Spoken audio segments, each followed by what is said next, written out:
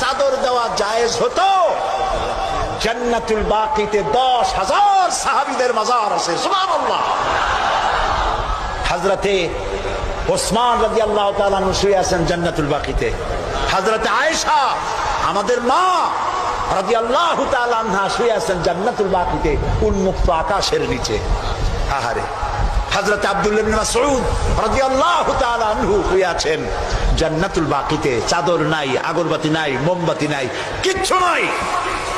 রাসূলুল্লাহ বলেছেন জান্নাতুল বাকিতে, বাকি থেকে কিয়ামতের দিন 70,000 আহলে বাকি চাঁদের মতো চেহারা নিয়ে বিনা হিসাবে আল্লাহর জান্নাতে চলে যাবে। ওইখানে চাদর নাই।